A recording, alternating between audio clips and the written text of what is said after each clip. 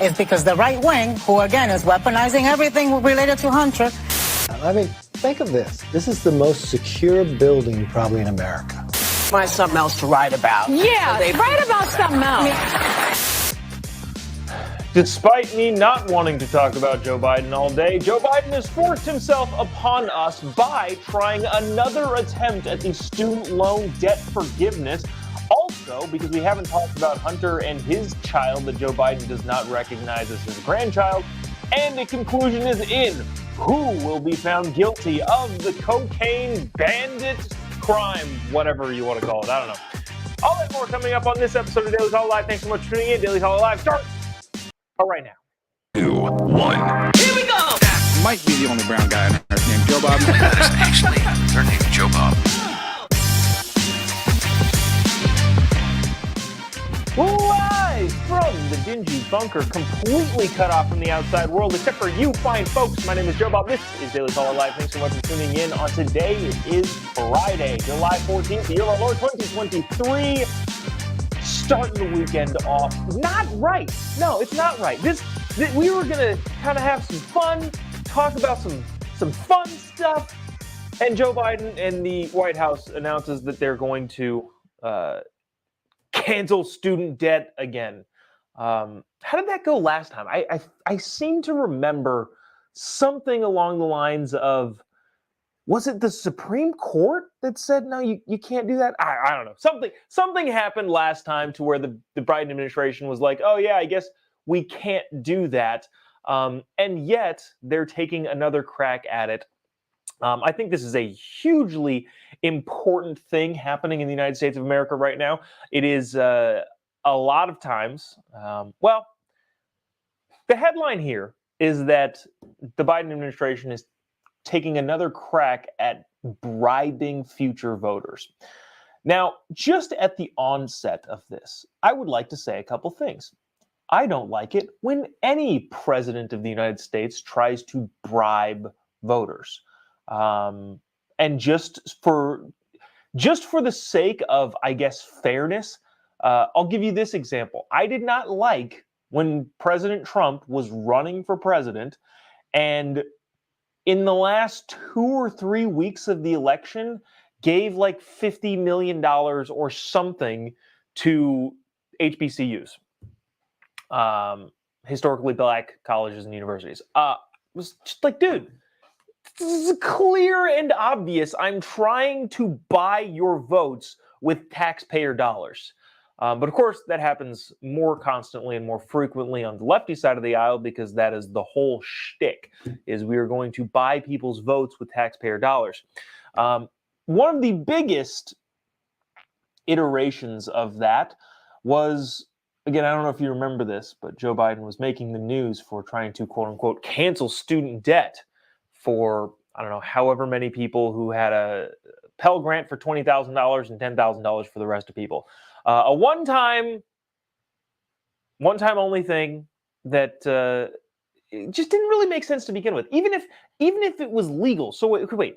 So now, this time, not anybody in the past or anybody in the future, but this group of people now, all of them get $10,000 wiped off of the debt that they agreed to pay back. It's just weird. Outside of the legality of it, it's just odd. But like I said, I don't really recall this, but I think some higher court in the land said, no, you can't do that. And the reason they said, no, you can't do that is because you can't do that. The President of the United States can't, with the stroke of a pen, give away $400 billion, effectively bribing people for their votes in the future. That was knocked down by the Supreme Court, and alas, the Biden administration announced this morning that they're going to take one more stab. And by one more, I mean another stab, because I would imagine that if and when this were to go sideways, this wouldn't be the last time that they tried to do this. But the Biden administration today announced that they are going to be spending $39 billion to alleviate student loans for 800,000 borrowers. Okay, how? How is that happening? This is what I thought was fascinating about this particular story. I read probably 10 different articles. Now, this just happened, so it's not like there's a plethora of commentary on it as of yet, but I read a bunch of stuff from ABC News, CNBC, CNN, Fox Business even, and it wasn't until I read the last paragraph of an NPR piece that was quite expansive, which is, I guess, if we're going to give them credit, it's the fact that they had that big, long thing ready. Was there prior knowledge? Who knows? But it wasn't until the very end did anybody mention, yeah, there's going to be some legal troubles with this. The entirety of every single article I read was listing the ways you can be forgiven of your student loan debt, what the payments would look like, and all of this, that, and the other thing. Now, let me quickly explain what's happening. And I'm going to try, I have a cursory understanding of it, so just bear with me as I explain how they're going to try to get this one through. SCOTUS said, hey, you can't just cut a check to people. That is part of the founding of this country. You can't alleviate debts of the citizens. That's what tyrants do. That's what dictators do to stay in power. Even the founding fathers knew that. So yeah, you can't do that. What they're trying to do here with the quote-unquote SAVE Act is lower the cost of monthly payments for people paying back their loans. For example, if you've been paying a student loan debt, this is again this is how the Biden administration is trying to couch this and make this quote unquote the thing. If you've been paying your student loans back for like 20 to 25 years, there is an income-based program that the federal government and the administration specifically oversees. They are trying to change the rules of that program to eliminate payments or downgrade payments so that people effectively won't have to pay back the full amount. Now, it's income-based, and all of those numbers are kind of wonky right now. I didn't quite get a good understanding of what those are. But there was an interesting tidbit that there is an income ceiling cap. What that means is if you don't make a certain amount of money, your payment could be lessened through this new magical program that the Biden administration is proposing, could be lessened to zero, effectively eliminating your student loan debts. Like I said at the beginning, $39 billion going to about 800,000 people in the United States. And this is where I think this just gets brutally political. Let me see if I can find the specific thing in this specific article. I probably won't be able. Oh, here we go. This is CNN, I believe. Yeah, this is CNN. This entire article is saying how it's going to work from the standpoint of the borrower getting the quote unquote getting their money back. Shoot, here we go. Dang it, lost it again. Well, the essence of it is that people will be notified in the coming days whether or not they're qualified. And then it will take a couple months to possibly a couple years to implement. The thing that makes this blatantly political is that the federal government, the executive branch, the administration, is going to tell people, hey, your loans are going to either be completely wiped out based on your income, or you're going to have a hugely less, or a massively less monthly payment. And people are going to be like, yay, hooray! And it wasn't until the very end of that NPR article that I was looking at did someone say, yeah, this is going to face some legal challenges. Because what was it? What was the last thing? There was some sort of another student loan debt forgiveness thing of canceling the debt of Americans at the cost of other Americans. Anyways, I think SCOTUS decided on that. But it wasn't until the very end of that NPR article that someone said, yeah, this is going to face some legal blowback. And so what makes it overtly political and effectively bribing people with taxpayer dollars is the fact that they're going to, according to the administration, they're going to notify people within the coming days that their loans are going to be forgiven, and then the legal process will start. Whether or not he can do this seems irrelevant if you're going to tell people and get their hopes up that you can. And then what do you think is going to happen when the court probably inevitably says, yeah, you can't do that? Those people are going to be devastated. And they're going to be coaxed into voting for one particular side because the side that promised them something that they don't have the ability to deliver on will say it's the fault of this side of the aisle. They're at fault. They don't want you happy. Because all of this stuff is so blatant and overtly political, I wonder if it's time for Republicans to start promising crazy things to people. Like, as kind of a signal to voters, I don't know, what could, and it could be ridiculous because the whole thing is ridiculous. What would happen if the House of Representatives, who's controlled by Republicans, passed a bill that said if you are a registered Republican or some sort of demographic that captures a lot of registered Republicans, we are going to give you $1 million. Of course it's unconstitutional. Of course it would never actually work. But what if Republicans were to say, we are going to do this for our voting constituency, and then it were to get killed in the Senate or not allowed in the courts, and then Republicans could go, look, these people don't want you to be happy and are taking away your money. Of course that would be ridiculous, but that's what's happening on this side with this student loan debt, quote unquote, forgiveness. If you're just joining us now, we've got a bunch of people just hopping on. Just to briefly sum it up before we move on to Joe Biden's 7th grandkid, which is a much bigger story, I feel like, than people think, or at least has much bigger implications than I think we're giving it credit for. The Biden administration is, again, taking another crack at something that's probably illegal. And, okay, here, I guess, is the main point. At what point, and I'm not trying to be hyper-partisan here, like I'm just not, but at what point does overtly ignoring the ruling of the Supreme Court, and by then definition, the Constitution of the United States, does it warrant impeachment?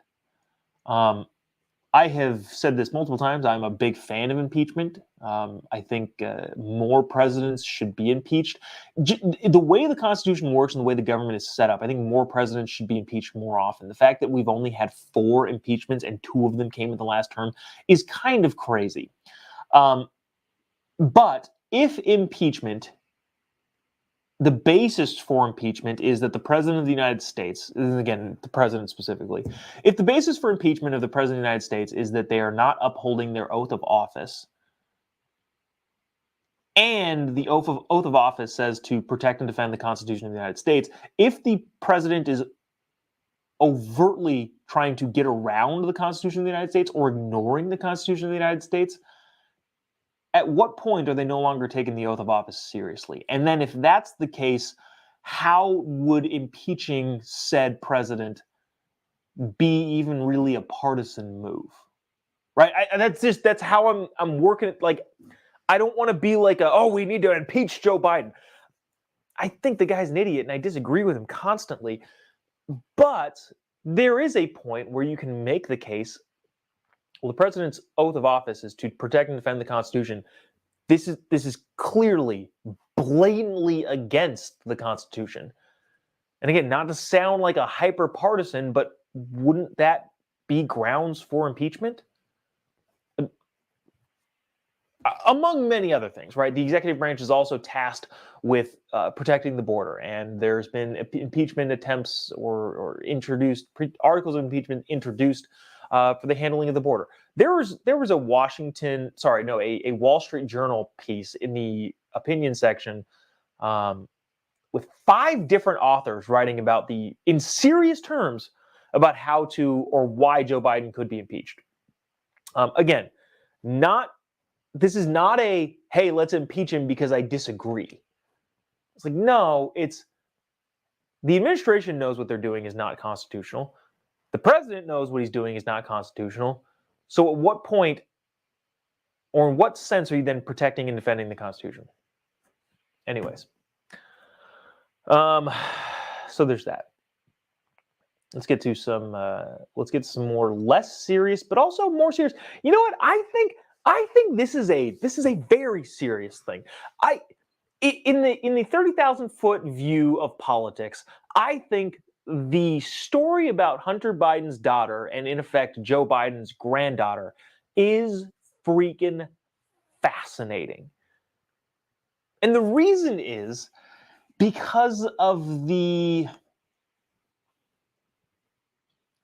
temperament assigned to Joe Biden by the media. And temperament's not necessarily the correct word.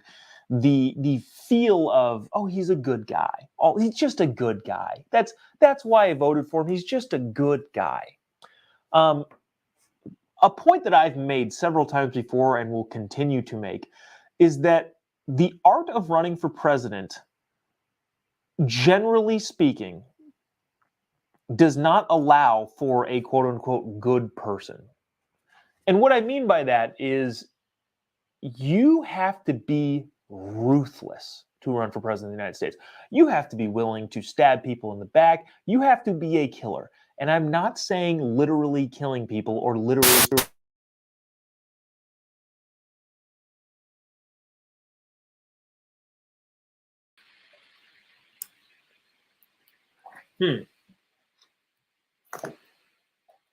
Is this working? Check. 1, 2. No? Huh. Dang it. On a...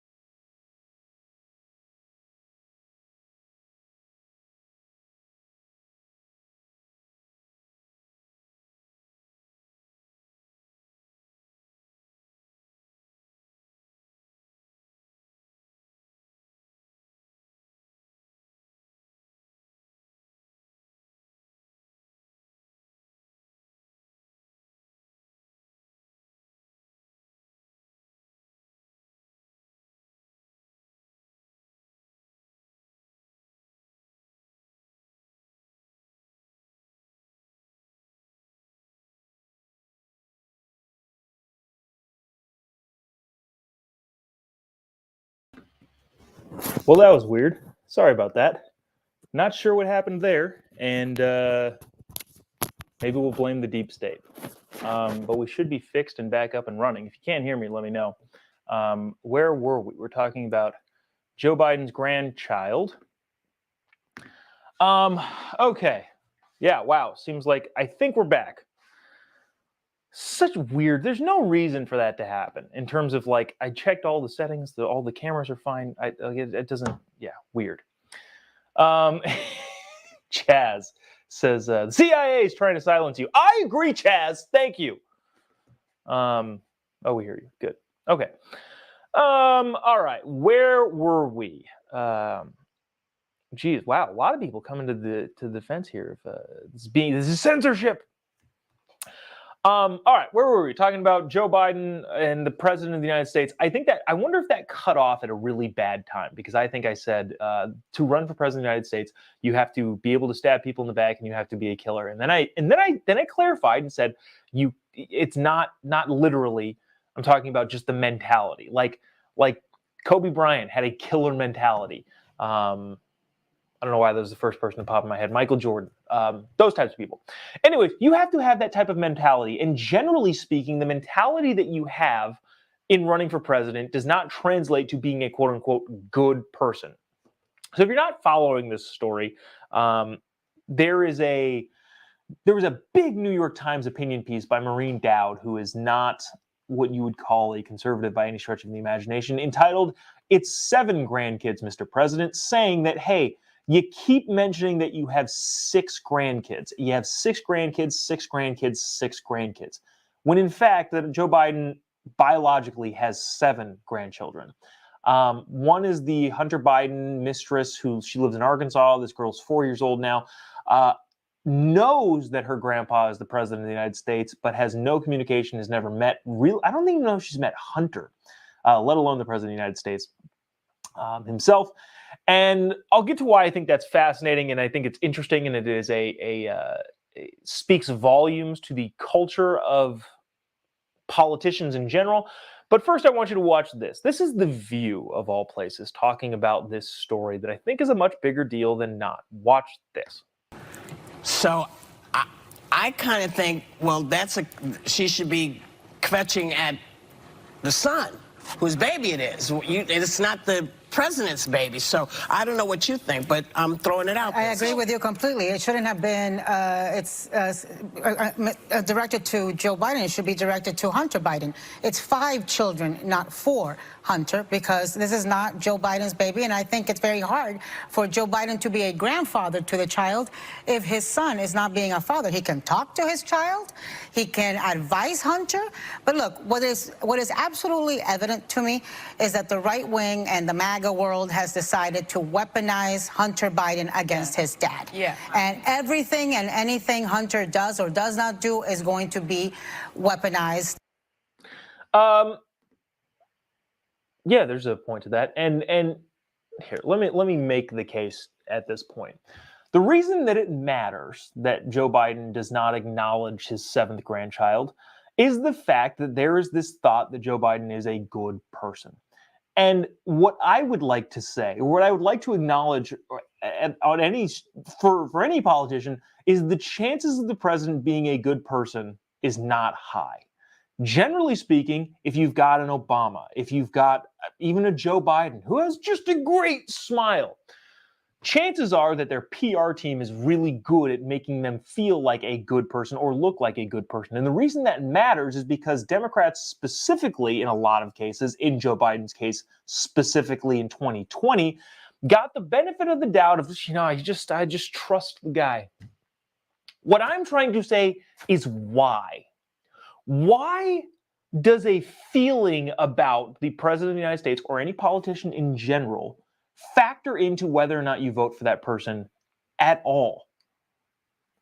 They said this a number of times. There are many things that Donald Trump did that I would not do, just in a lifestyle choices. That there are so many things that he would do, has done, will probably do again, that I would say, dude, you shouldn't do that. But on a policy side, he advocated for ideas and thoughts that I think would better the country, the United States as a country. Joe Biden, on the other hand, got a ton of support for just being a good guy. And what I'm trying to say is you should vote for the person that you think is going to endorse the ideas that you believe in, not because it makes you feel good inside. And that goes for Republicans, it goes for Democrats, it goes for everybody under the sun who decides to run for political office. Because at the end of the day, stories like this, the fact that the president literally refuses to acknowledge that he even has this granddaughter, which, again, that doesn't mean he needs to take responsibility for Hunter. Like, I get it. Hunter's his own person, and Hunter's not running for the United States president. But it's Joe Biden and the way that, look, too, caveat after caveat. This also wouldn't be an issue if Joe Biden didn't promote the fact that he takes calls from his grandchildren at any time of day. There's a picture that Biden tweeted out, or his staff tweeted out, of him on the phone saying, no matter what time of day, no matter what's happening, I'll always take a call from my grandkids. And if it weren't for stuff like that, stuff like this probably wouldn't matter. But this guy comes off as, or tries to portray the fact that, look at how much of a loving family person I am, when clearly that's just not true. And I wouldn't say I'm trying to swing people based on policy. I'm trying to eliminate the emotional component for voting for any sort of politician.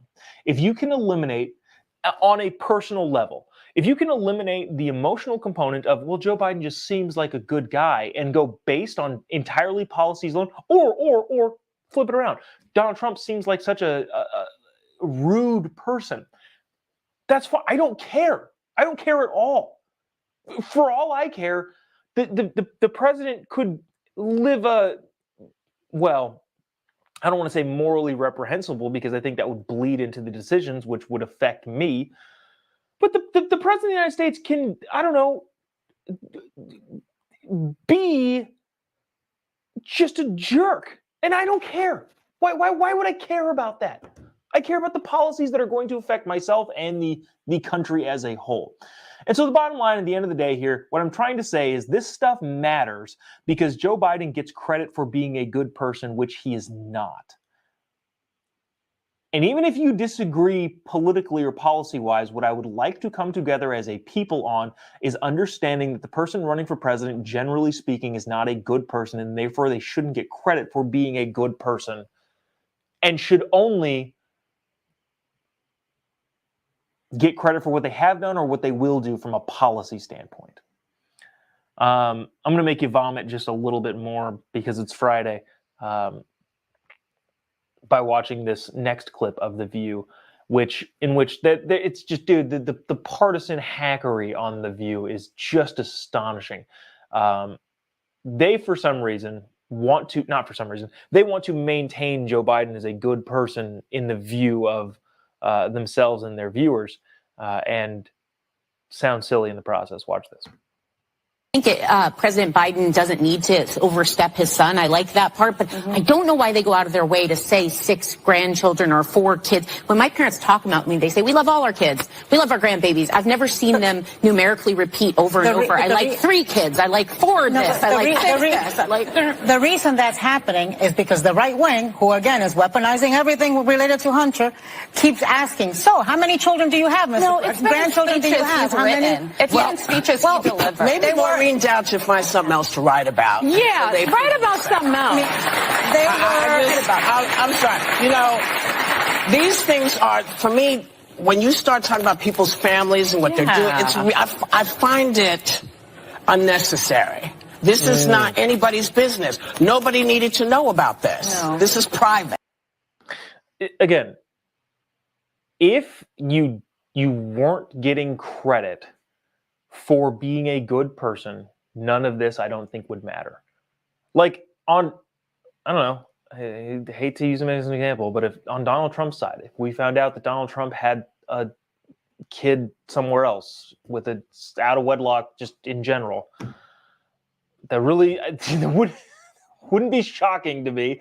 And also it wouldn't matter at all. Does the guy want to protect the border, lower inflation, bring jobs back to this country, all of the policy things? So yes, Whoopi, it doesn't matter unless you're getting a voting boost or bump from people thinking that just a great person all around.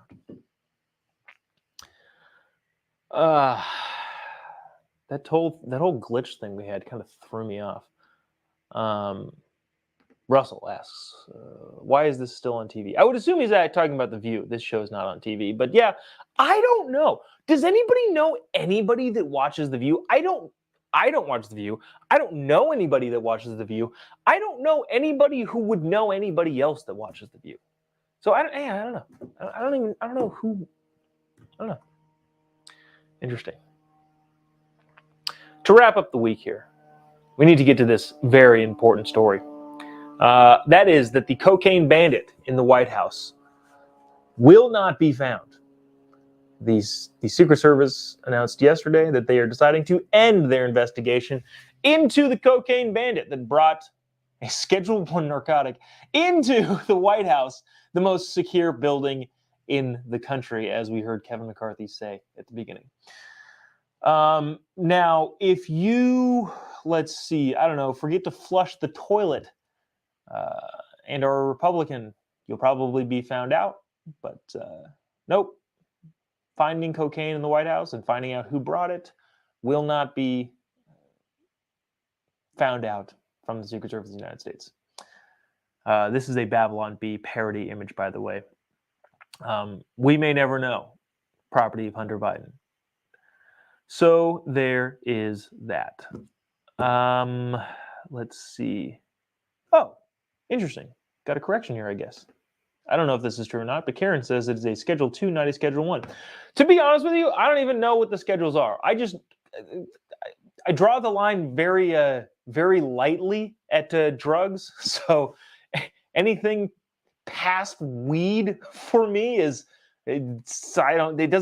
there's no grade. I know there are gradations of like worse drugs and all that sort of stuff, but I have no idea. Also, too, by the way, the White House came out and said, yeah, the last couple of years we found weed on the premises several times, which again is illegal federally speaking. Now, whether or not you agree with that is seemingly irrelevant. It's just the fact that, hey, we're not enforcing some things and we won't find out about certain things, and we're going to end the quote-unquote rigorous investigation into the cocaine bandit. And that's all supposed to be just fine, and the American public is supposed to just deal. So, interesting. Schedule 1 is actually weed. Okay, all right. Karen, thank you for updating. I feel dumb, but also, who knows?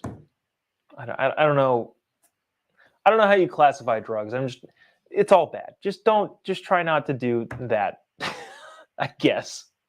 Try not to do cocaine. To the best of your ability, don't do crack. Signed, Hunter Biden. Anyways, that'll do it for us today and this week. Appreciate you sticking around, tuning in. I'm scrolling down because we had to reset the whole thing. All of the videos disappeared in the screen. So now we're here. Now we're back. Appreciate you sticking around. Tuning in. If you haven't already, give me a follow on any of your social media platforms. I said I was going to talk about this yesterday, but I don't feel like it. I don't have the gusto to talk about my Facebook page. If you follow it, has been demonetized for about 6 weeks now, and I don't want to complain about being discriminated against and all that sort of stuff, because you go into this line of work knowing that more conservative viewpoints are just crushed. But it has been fascinating dealing with the Facebook people. No reason given, no specific video. Actually, the reason was quote unquote unoriginal content, which nothing that I've ever put out meets their guidelines. And there was no ability to appeal the process, the decision, and no specifics given. I've been back and forth with Facebook at this point, and we're still streaming on Facebook for some reason, saying, look, you got to tell me what I did wrong, right? Isn't that habeas corpus? I know that Facebook is their own private company. They don't have to do anything. But unless you're telling me what I did wrong specifically, I said, I will happily delete whatever you want me to delete, because I don't think I'm at all incendiary. I don't think I'm at all really that divisive. So whatever you want, let me delete it. They will not tell me what I need to delete. They will not give me any chance for appeal on it, and the show has been demonetized for 6 weeks. Again, if there was like a concrete, like, hey, you broke that rule, I would either say, yeah, okay, I broke that rule, and then choose whether or not to delete the video or say, no, pound sand, that rule's stupid. But at this point on Facebook, it seems, again, I hate complaining about this, but it just seems like an arbitrary target / discrimination on Facebook's side for demonetizing this show for the last 6-7 weeks. But anyways, give me a follow on it regardless. Maybe because it's demonetized, we can be a little bit more risque in the posts. But anyways, that'll do it for us today and this week. Appreciate you sticking around. See you on Monday. Have a great weekend. God bless America.